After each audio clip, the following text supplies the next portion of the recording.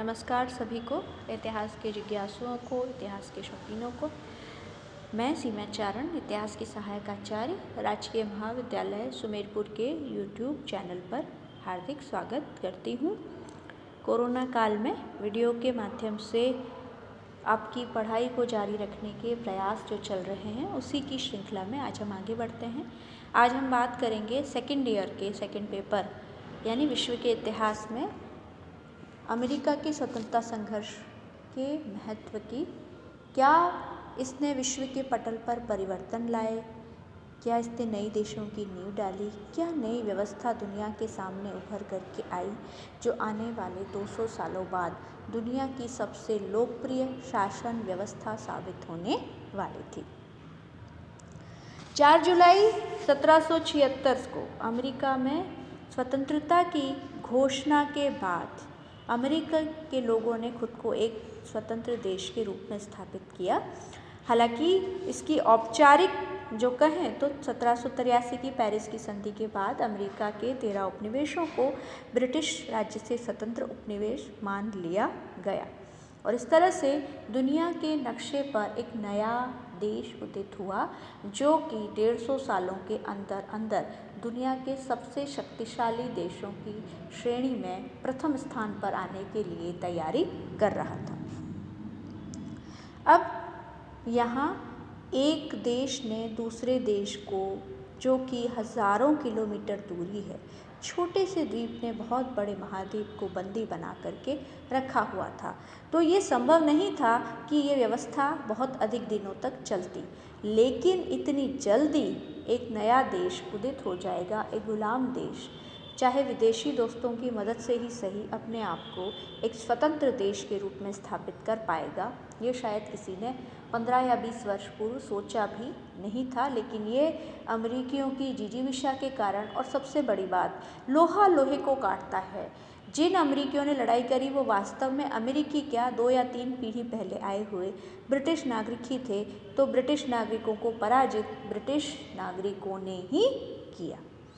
इस अमेरिका की स्वतंत्र राज्य के रूप में उदय होने के क्या प्रभाव पड़े, क्या परिणाम रहे, इसने क्या अपनी छाप छोड़ी विश्व के इतिहास पर, इस पर आज हम चर्चा करने जा रहे हैं। अलग अलग बिंदुवार इसको मैं थोड़ा सा एक्सप्लेन आपके सामने करना चाहूँगी।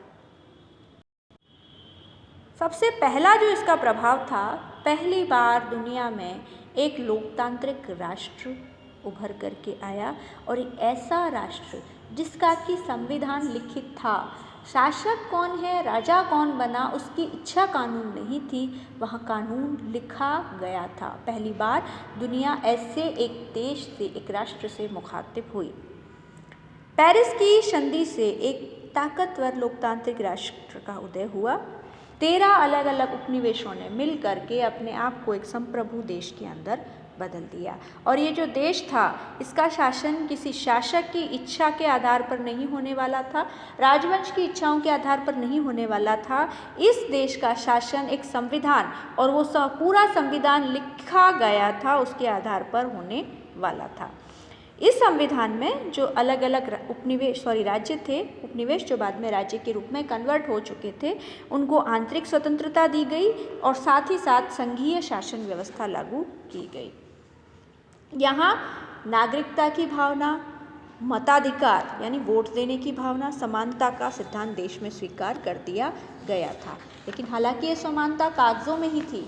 जो काले लोग थे, अफ्रीका से आकर के अमेरिका में आए थे, मूल निवासी जो कि अमेरिका में पहले से रह रहे थे, रेड इंडियंस, इसके अलावा औरतों को कोई मताधिकार नहीं दिया गया था।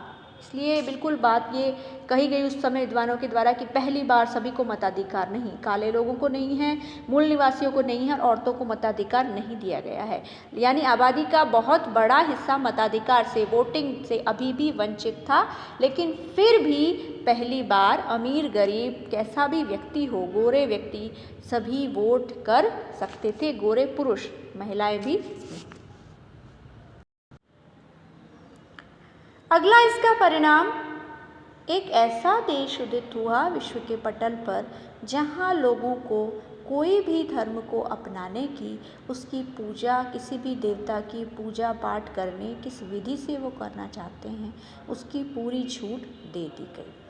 यहाँ जो है व्यक्ति कैसी शिक्षा ग्रहण करता है, उपासना पद्धति ग्रहण करता है, किस देवता को मानता है, किस मज़हब को मानता है, किस पंथ का सदस्य वो होना चाहता है, इसको राज्य के क्षेत्राधिकार से बिल्कुल अलग कर दिया गया और ये सारी चीज़ें व्यक्तिगत विषय बना दी गई। हर व्यक्ति को मजहबी स्वतंत्रता दे दी गई। वो जिस धर्म को चाहे मान सकता था, जिस देवता की चाहे उपासना कर सकता था। राज्य का उसके धर्म से प्रत्यक्ष रूप से कोई भी लेना देना नहीं था। हालांकि बाकी सब देखो, यूरोप के देशों में ईसाई धर्म का बोलबाला था और इंग्लैंड में एंग्लिकन, तो बाकी कहीं कैथोलिक, कहीं प्रोटेस्टेंट, ये संप्रदाय थे जो आपस में लड़ा भिड़ा करते थे और शासक वर्ग के जो लोग थे वो किसी न किसी संप्रदाय का पक्ष ज़रूर लिया करते थे। लेकिन अमेरिका में पहली बार एक धर्मनिरपेक्ष देश उदित हुआ जो कि आने वाले समय में सभी यूरोपीय और बाद में एशिया के सभी देशों में फैलने जा रही थी। इस धर्मनिरपेक्षता की भावना का उदय यहीं से प्रारंभ हुआ था। अगला इसका परिणाम है वाणिज्यवाद का अंत। इस संघर्ष के बाद इंग्लैंड और अमेरिका के व्यापारिक संबंध इस तरह से सुधर गए कि वाणिज्यवाद का खात्मा हो गया। वैसे इसको समझने के लिए वाणिज्यवाद के बारे में एक चैप्टर आपके मैंने दिया है, उसको ज़रूर सुनिएगा। ये वाणिज्यवाद का सिद्धांत था कि निर्यात तो ज़्यादा से ज़्यादा हो और आयात कम से कम हो। सारे देश अपने आप में आत्मनिर्भर बने ताकि उनको जितना खर्चा वो बाहर से सामान आ रहा है उसके लिए दे रहे हैं, उससे ज़्यादा वो कमा सकें और अपने देश को लाभ पहुंचा सकें। मातृदेश और उपनिवेशों का संबंध कच्चा माल देने और प्राप्त करने और तैयार माल बेचने तक ही था। मगर अमेरिका और इंग्लैंड के बढ़ते व्यापार, जब एक देश स्वतंत्र रूप से स्थापित हो गया तो दबा करके वो जितना फ़ायदा नहीं ले सके, शासक के रूप में जितना फ़ायदा नहीं ले सके, बाद में साधारण तरीके से वाणिज्यवाद को छोड़ करके व्यापार वाणिज्य में इंग्लैंड और अमेरिका में बहुत अच्छे प्रगाढ़ संबंध स्थापित हुए। इसके कारण इंग्लैंड को खुद ही इस नीति को त्यागना पड़ा। क्रांति के अगले परिणाम पर आ जाते हैं। ब्रिटिश राष्ट्रमंडल का उदय हुआ। अमेरिका की जीत के कारण जो और गुलाम देश थे, उन लोग इंग्लैंड के विरुद्ध लड़ने के लिए खड़े हो गए।